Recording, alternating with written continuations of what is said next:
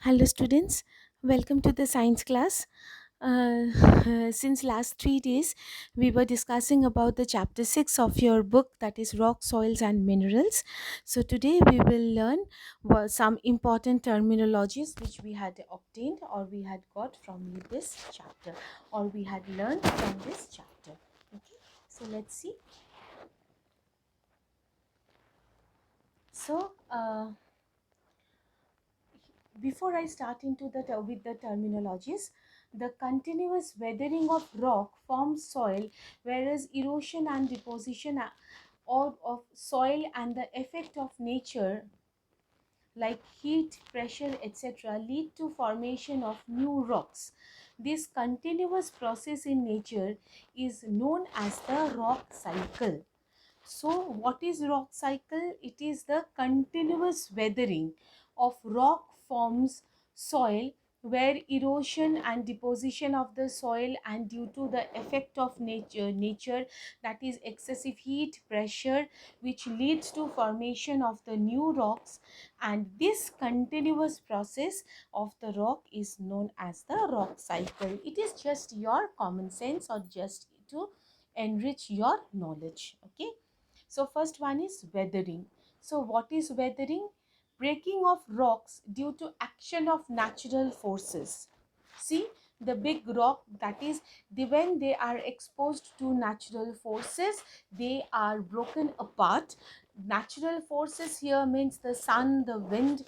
This is known as the rock weathering, or it can be rain also. When we were discussing the chapters, we had seen how weathering is destructive, and when the water is in a direct exposure to the physical factors, how they are being eroded, how they are being washed away or eroded away. So next one is the erosion. So what do you mean by erosion? Erosion is the carrying away of the soil.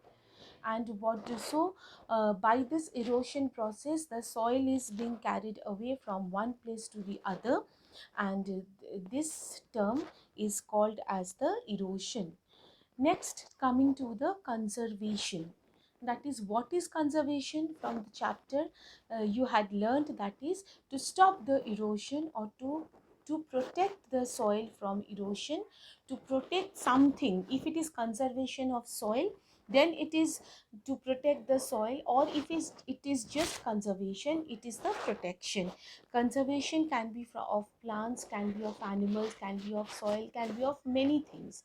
Okay, and then the embankment, what is it? It is the construction of the walls or the borders, that is beside the river, so that the soil is not eroded by the river water or by the flow of the river.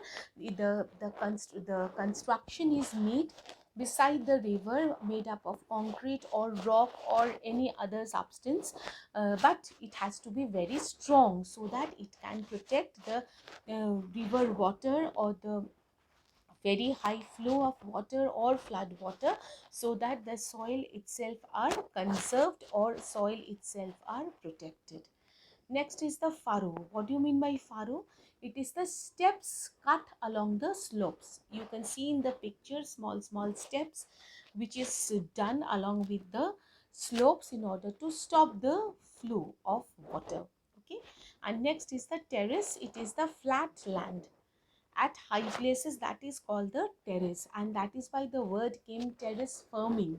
That is, the flat land has been converted to firm land in higher altitude in hilly areas to make the process, and this process is known as the terrace farming, and this area is known as the terrace.